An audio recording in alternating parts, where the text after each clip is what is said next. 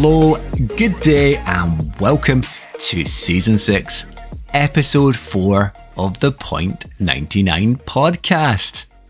How are we all getting on? It's no word of a lie when I tell you that I am feeling it this week myself.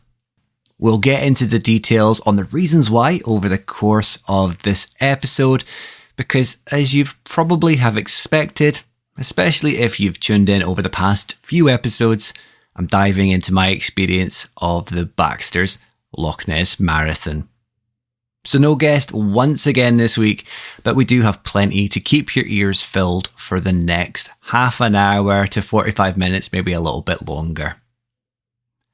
Since I'm planning to give you a bit of a blow-by-blow account of how it all panned out over the weekend, recanting details while they're still fresh, especially for anyone who might be interested in considering the event or who might just like a bit more information about running a marathon in their future, wanting to know a little bit more about what it takes to get the job done and everything that goes hand in hand with the process.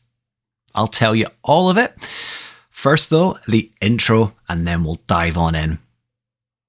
What is the Point 99 podcast? I hear those new to the show ask. Well, we're a running podcast for every runner of every ability. The show's mission is to help everyone along whatever road their journey might be taking. That might be through relatable guests, unique and inspiring stories, experiences, and the lessons that are shared throughout all of it. Hopefully, by sharing these stories with you, you'll feel inspired and motivated to do amazing things, smash goals, and be the best running version of you. Right, do I have a digest for you or what? As well as covering my marathon story, we're going to be doing a download of achievements and events from the running community, shouting out some responses from the stories that I put up, looking for shout outs, while also looking ahead at what is to come for this coming weekend. Now, before I get into any of the happenings from my weekend's experience, and probably more for the benefit of anyone listening who either hasn't run a marathon before or someone who might want to get a little bit more understanding of what usually goes into training and preparing for a marathon, I'm going to look back to what maybe should have happened from day one of the process before building into my own race day experience. I don't think I've ever actually covered the ins and outs of training for a marathon. I know Ryan looked at it previously with the Press Play and Run podcast, but I thought it was maybe beneficial to sprinkle in some marathon knowledge, some training experience, just for anyone who listening who might not know what actually goes into the whole process. So hopefully this will be beneficial for some of you. But as I say, I'll be sprinkling in bits and pieces as to what happened with my training process, that things that you might encounter that may be stumbling blocks and just obstacles that you have to overcome. So typically, we can start off by saying that the average runner, you or I, will undertake a 16-week training program. Although, if you've listened back to previous episodes and previous seasons, you might remember that I've not always done that, but for more recent marathons, I have. The 16-week training program should really consist of a structured approach to training with weekly targets and a variety of different sessions, speed sessions, fartlek, those sorts of things, just to mix things up.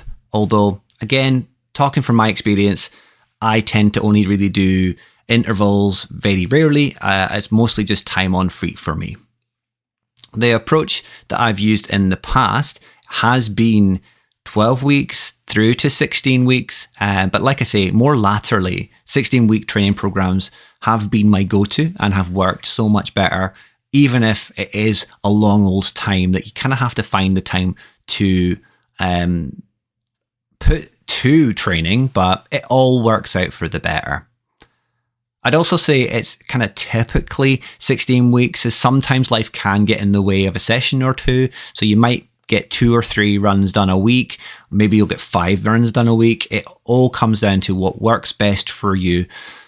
In my case, I did lose a lot of time this time around, but that is just life, and we're going to get to that as we move forward through what the process might be. When it comes to looking at the 16-week training program, that program will be what is best for you, your targets, your goals, and ultimately your race result desires. It's not a one-shoe-fits-all approach by any means. What works for me likely won't work for you, as is the case with most things in your running journey. You may also find that signing up to a companion app that will help identify a suitable plan if you don't know how to write one yourself or know what might work for you. It may be for the best. Coupa, Runner, Kaizen, those sorts of apps, and they're very popular.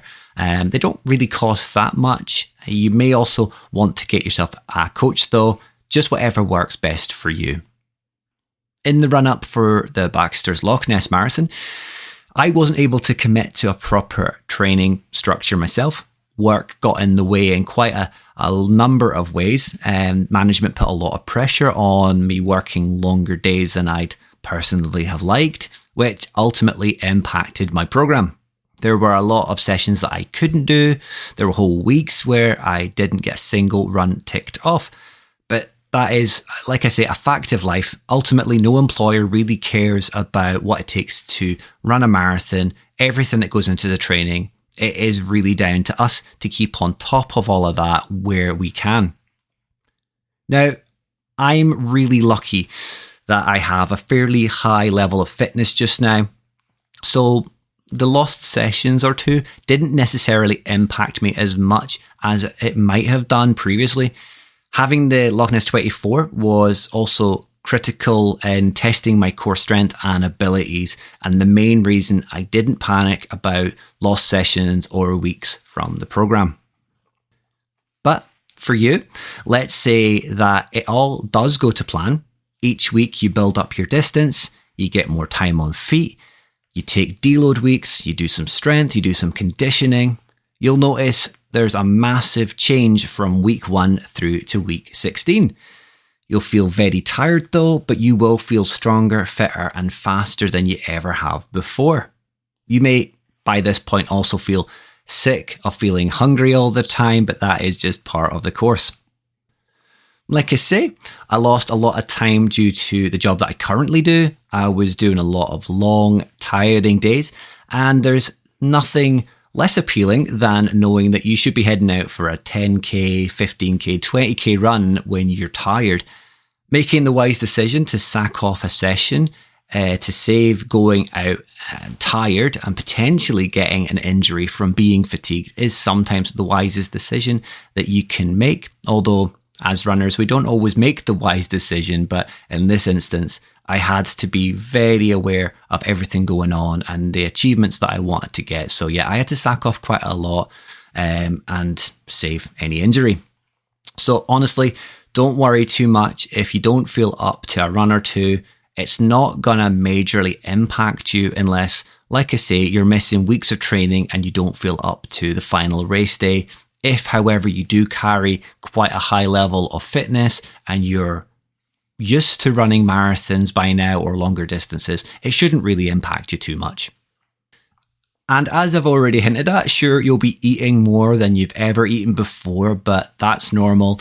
Your body needs it for the recovery and to prepare itself for the final test to come. In week 16, your final week of training, you'll be sick of eating as you carb load, or at least I usually do, and I did this time around. That's the way I felt, sick of eating and ready to get out on the course. But it is really important to pack in the pasta, the pizza, the bread. Just remember, come the night before the marathon, try and keep fatty meats and cheeses away from your diet. That can result in a little bit of an upset tummy in the morning. But yeah, just get all those carbs loaded and then that last minute carb load on the night before. Also, on the night before the race, you'll probably be checking out your equipment, doing a flat lay, getting an Instagram post up if you're anything like me, and just making sure that you have everything that you need.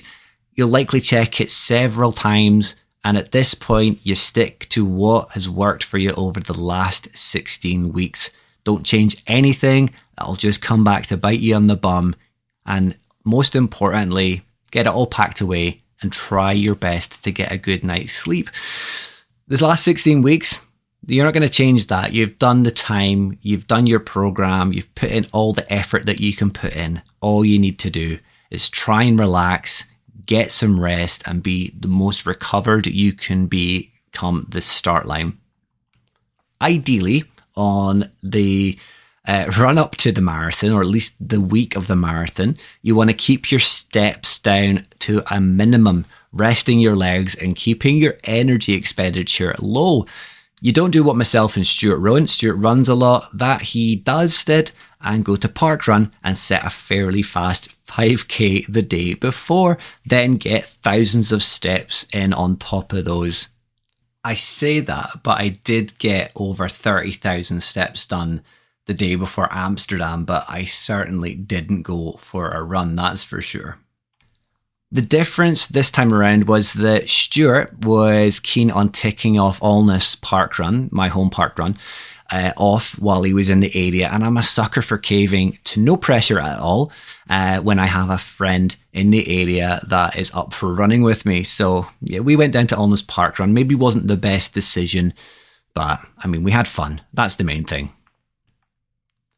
No matter where your event is located, you're going to have a bit of travel and transport to consider. For the Baxters Loch Ness Marathon, runners are required to take a bus to the start line. It's a to B marathon. It's not a circular one, which the organisers do put on and runs fairly seamlessly. It does mean that you have a really early start for Loch Ness, as the buses set off at 7:30 and you've got to be there for 7 or as close to it as you can be. There's travel on top of that for some people. My morning started at 5 in the morning because I had some preparations to do, obviously get some food in, hydration. But I was lucky enough to have my brother take myself and Stuart Rowan down to the collection point where we met with Pita, who was undertaking her very first marathon. She had an hour drive on top of her early start as well, because she was staying in a place called Granton-on-Spey, just because the hotel prices were like astronomical in Inverness, or just not available in some cases. Regardless of if your event has transport to the start line or not, you do want to be there with plenty of time. That goes for all things though. You might have to take a tram, a bus, you might have to walk there. You want to be able to get there in plenty of time to centre yourself, to get any last minute toilet visits out of the way, get your bags packed, get them into the shelters, the stores, the lorries, wherever you're putting your luggage. And most importantly, give yourself time to settle any pre-race jitters. For myself, Stuart and Peta, the bus journey was roughly 1 hour. There was a lot of general nervous chatter, first timers asking about the route, people talking about how training had gone, anything to take the mind off of what was to come. I personally had sat myself down to a young lady who was looking a little bit nervous, but she was lovely. It turned out she was looking for a similar time as myself. We're going to get to her in a little bit, but she did put up with my rubbish banter for the whole way, so kudos to her on that. The starting area itself was actually really well prepared by the time we'd arrived. There was plenty of toilets, plenty of baggage trucks, the stuff that you'd expect from a well put together and well organised event by a competent event organiser. Although there were plenty of toilets, all the buses arrived en masse. They were in a bit of a convoy, so everyone kind of descended upon them at once. Like I say, it was a very, very long queue. It was full of light-hearted banter, and it did move along at quite a decent rate once it got going.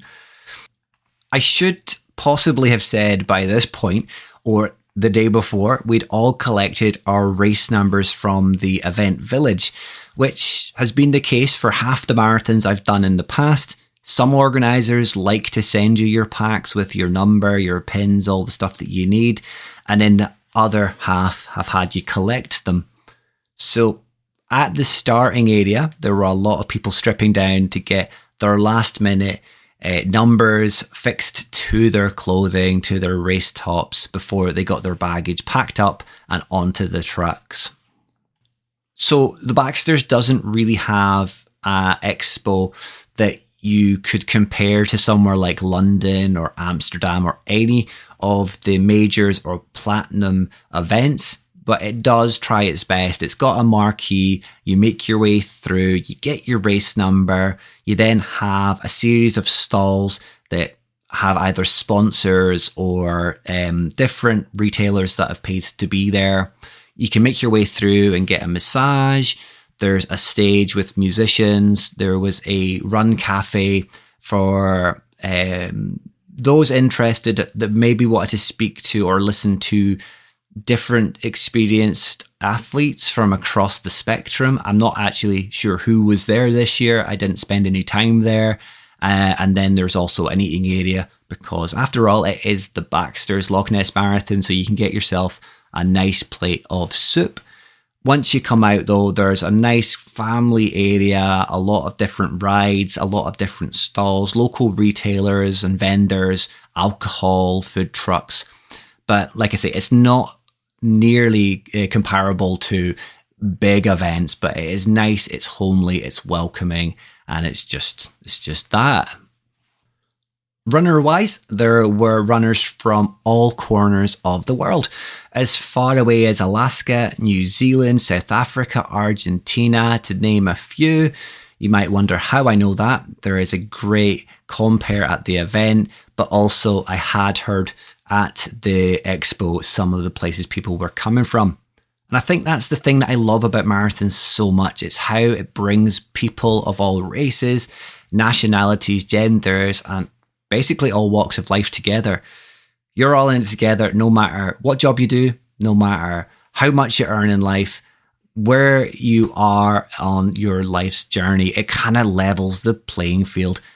Obviously, forgetting about things like finishing time or that side of things. You're just there to do the same as everyone else, to be superhuman and to write the next chapter of your legacy. Overall, it was a great start to the day, near perfect conditions. It was basically the best possible start that you could hope or pray for. The sun was shining, the air was crisp. Honestly, it's really the kind of weather that you would hope for. Not too hot, not too cold. My nerves were unusually fairly low, possibly as I was surrounded by friends, both old and new. Like I say, I met a lovely lass, Dr. Amy, on the bus, who was aiming for a similar time as myself and Stuart. From the get-go, arriving at the start, you could feel the energy and the kind of buzz in the air. And like I say, there were a lot of pockets of banter with fellow runners. It was comedy as people went into the bushes. They didn't want to wait in the toilet queue. They tackled the heather to, as the compere said, water the trees, both males and females alike. But you would occasionally see someone fall over, luckily getting a nice soft landing in the heather. So there was bodies everywhere. There's a lot going on. If you like people watching, it's the best place to be.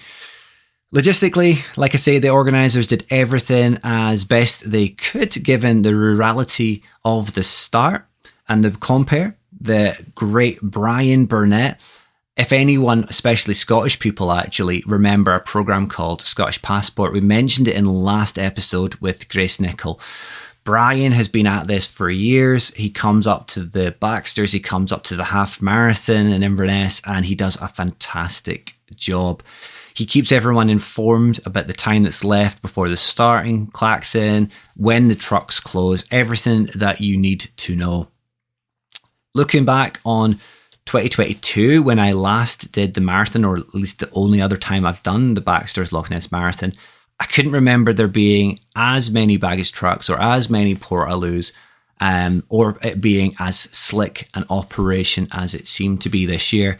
But then, like Brian kept saying, it was a record-breaking year for people taking part, so it was all needed and well delivered. I'm going to briefly touch on here what I opted for wearing on race day, and it was my Nike Alphafly 3s. They're a fantastic shoe, but I am going to go on record as saying that they probably weren't the right shoe for the day. They're 1,000% a fantastic shoe, but for me, they are better for half marathon distances, and on reflection, I should possibly have stuck with the Vaporfly 3s that I did most of my longer runs in. Of course, I do love my Vapors, but they have also been documented as being a slightly better marathon shoe overall. I just thought, I bought the Alphas, I've done some training in them, they should be the bee's knees, but I don't feel that I got the most out of them, or that I basically got the most out of myself. I maybe could have done more in the Vapors. I also was using Voom energy bars. Once again, a great bar. The green one, the citrus one. No real issues there. I just feel that perhaps I could have supplemented a bit more on top of those, which you'll find out about very, very shortly. Otherwise, it was just the general kind of generic gear, short shorts, the podcast t-shirt, and some nice Shiyu socks, actually, brand new. That's the only thing I changed on race day. I did get myself some Shiyu socks, and they were absolutely bangers, I have to say. Stuart and Ian runs and cycles, they know their socks, so I followed suit and they were fantastic. Well done, boys. Come the start klaxon, the air horn, I was riding nice and high thanks to Stuart. We had got fairly close to the front in our target time area, and we set off at an incredible pace right from the get-go. I felt in the zone. We were ticking along nicely and having the miles pass by smoothly at a great pace. As I say, set by Stuart, building an all-important buffer for gaining my personal best.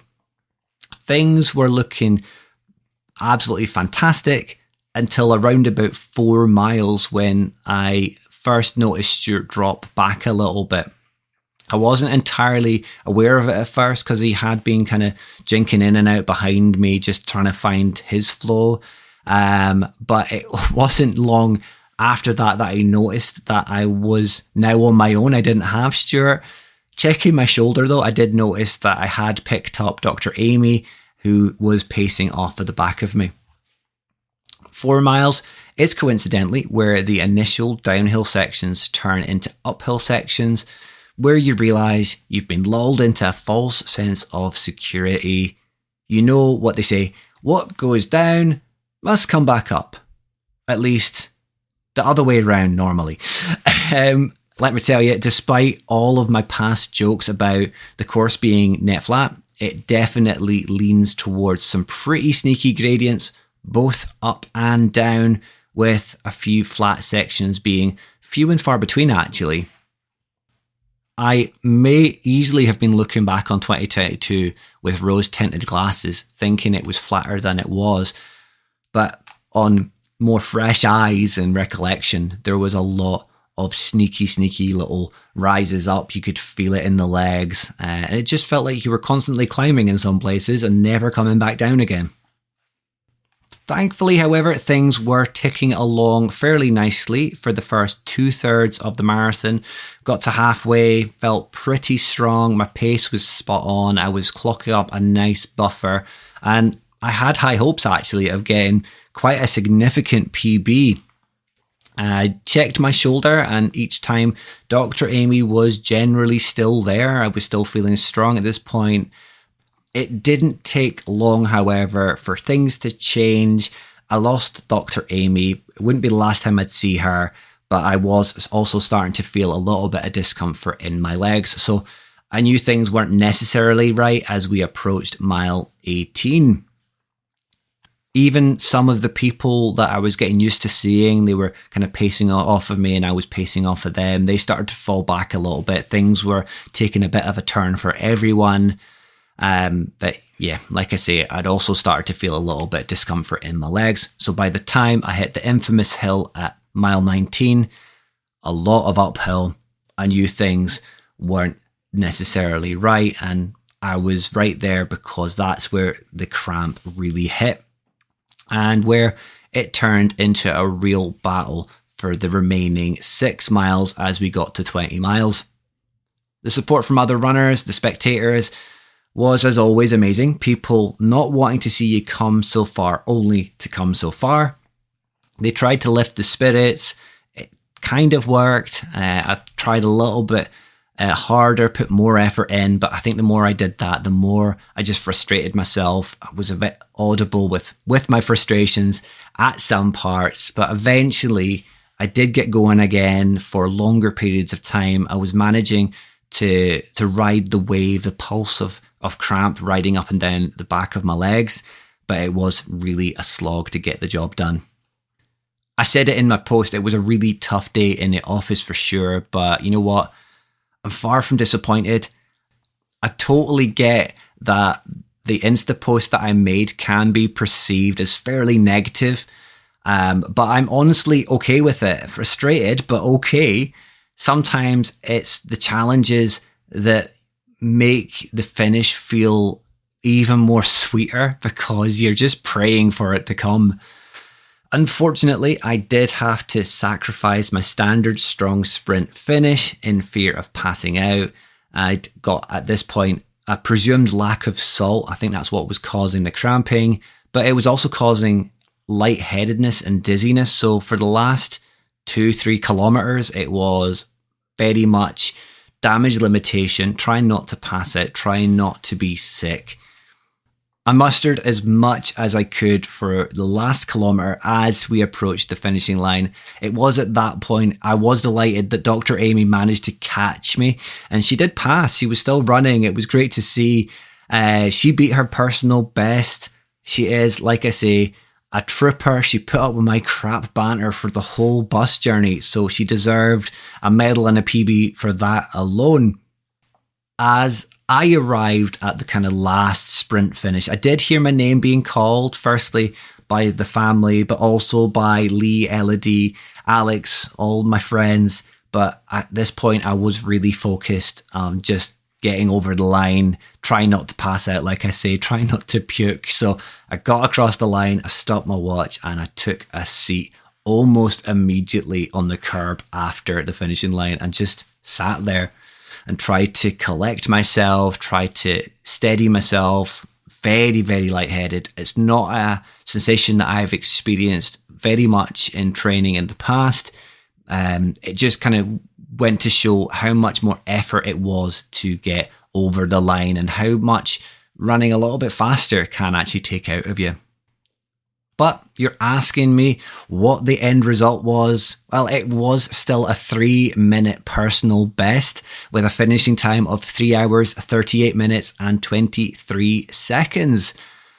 I have a full belief that I can go sub 3:30 on the right course. It's just about getting training nailed, getting a lot of rest in, not being tired, and more importantly as well, maybe getting some salt tablets to make sure that lack of salt doesn't happen again.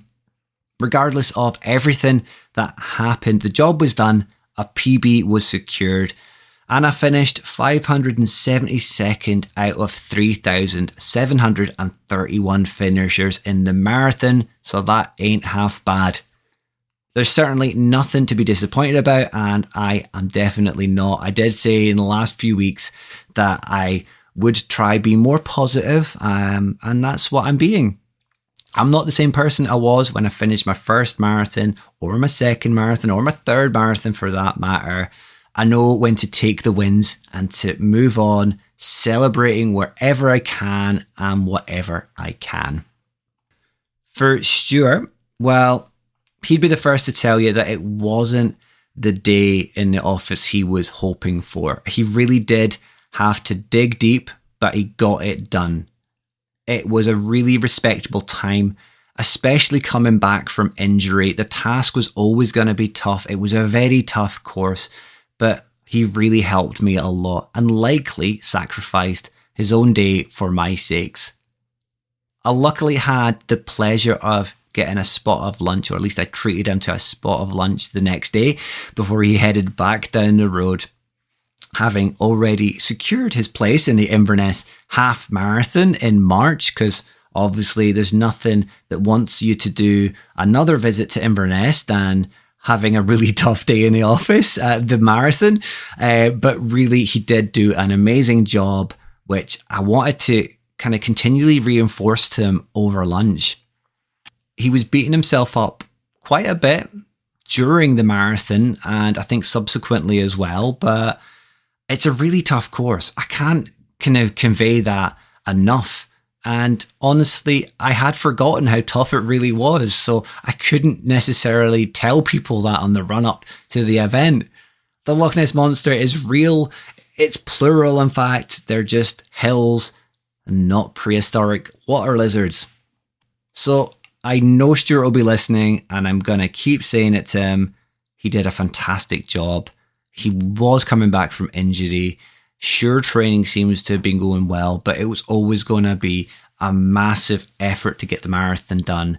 But honestly, mate, thank you so much for setting such an amazing pace at the beginning and giving me the best opportunity to get a PB, which I did, and which is all down to you, my man. The lovely Peta as well. What a lady. She absolutely smashed it. She cracked the distance and has now joined the 0.01% club, claiming the bragging rights that go along with it. To complete a marathon is hard enough, but to do it on such a tough course, like I said with Stuart, no matter how scenic, welcoming or historic, it's gonna far outweigh the effort that you do on some of the other marathons that are a little bit more straightforward. So if she can do that, she can do pretty much any marathon in my books. She seems to have enjoyed herself from the brief chats that I've had with her, the images she stuck up. She got a few running buddies along the way, I think. She found people of similar pace. The hills were tough, she has said that, but she was still smiling, more importantly, as she headed back down the road, medal in hand. So mega congratulations, Pet. And it was lovely to finally meet you after all the tomfoolery and joking and everything that's gone into our connection through the podcast. Hopefully next time I'll get to spend a little bit more time with you. You'll stay a little bit closer to the event start line, no matter where it is, and we'll just have a good old time of it. Finally, from my race day memory perspective, we have previous guest and friend to the show, Sarah Homer. What a lady she is. She absolutely nailed what she was going for through and through. Scored an amazing finish, 3 hour, 22 minute and 42 second finishing time. It was, of course, a PB that saw her secure 26th female out of 1,369 starters, or maybe finishers in this respect. So what a mega achievement that is. From her photos, she looked super fresh by the end of it, so I wouldn't write her off having even more in her tank to go a little bit faster. But there you go, there's so many BQs, QQs, whatever, qualifying times right there with a 3:22.42. An amazing performance, executed so well by a super strong, talented young lady. I'm looking forward to seeing what Sarah's going to put herself up for next, but if she can crack the Loch Ness Monster Marathon with that time, then there's no stopping her. But all in all, what a day. I'm not sure what else to say about it. It was really tough, and I've said that a few times, but it was probably tougher than the Loch Ness 24 Ultra, but they're two totally different games. Speed over distance. For me, speed is always going to be a little bit harder than distance, but yeah, it is what it is. We are where we are, and PBs were secured. No disappointment. Elsewhere in the Marathon Festival, we had Lee Campbell, Elodie Petit, Fran Stewart, Alex McDonald, who bagged an absolutely amazing PB, and of course last week's guest, Grace Nichol. They were all taking part in the 10K, and by all accounts, everyone had a great time of it. Lee bagged himself the trilogy of medals. So he's done the marathon in the past and he's done the 5K. So now, ticking off the 10K, he's got the trilogy. I'm waiting to see that one appear in the rest of the tattoos. Elodie herself, she nearly got a PB on a training run. That was a training run for her. But also, she got caught in Grace's finish line photos, giving her such a look. I don't think it was intentional, but I honestly near died with laughter when Grace shared her finishing photos with me and I spotted Elodie in the background. For Grace, she did everything she set out to do and much more. She bagged an awesome 55-minute 10K in her first official race. I have joked with her that she's going to go one better this weekend at the AJ Bell Great Scottish 10K, but she assures me that will not be happening. At this point, I think it's important to move on to the community responses to these stories that I put up. And I will openly ask at this point as well, if you have any questions about the marathon or the 10K, I'm going to stick up a story, ask away anything that you feel that I might have missed through the duration of that fairly whirlwind chat, easy for me to say, whether it's about training for a marathon, whether it's about the marathon itself or about the 10K, because I am very familiar with that one, having taken part and volunteered at that in the past myself. I'll kick things off though with the responses I received for the Loch Ness events before moving on to other races from the weekend, and we'll finish off with a look ahead to things to come for the coming days. Firstly, we have the bearded Highland runner, Duncan Cameron, who was doing a self shout out on achieving a personal best over the 10K distance by going all out from the start. Duncan is delighted with his PB, but he does say don't do as he did. I'm pretty sure the whole going out as if Mike Myers is chasing you with a chainsaw and clinging on for dear life is an approach that many of us actually adopt on race day. So yeah, don't do as he did, but well, maybe it'll work for you. We had Ultra Linny, whose name you'll hear fairly soon as well, shouting out her pal, the marathoner.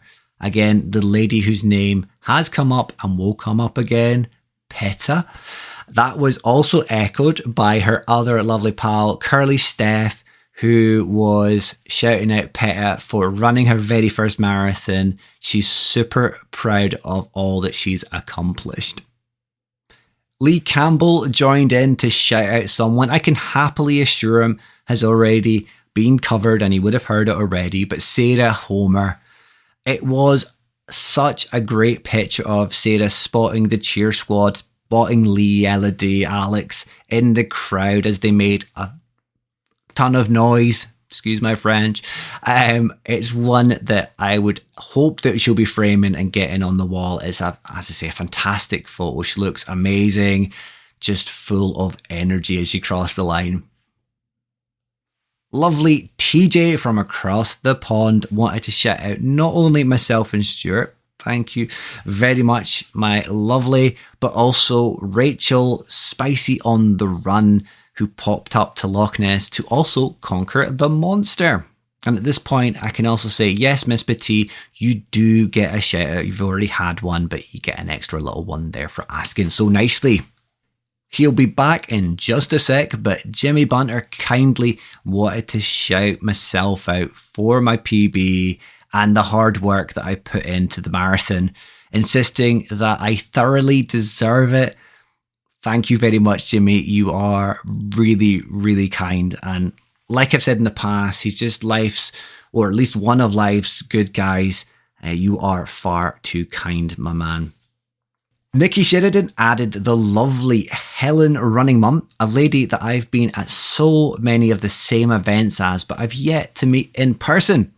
Nick was shouting out Helen for running a massive 19-minute PB. That's mega given the course.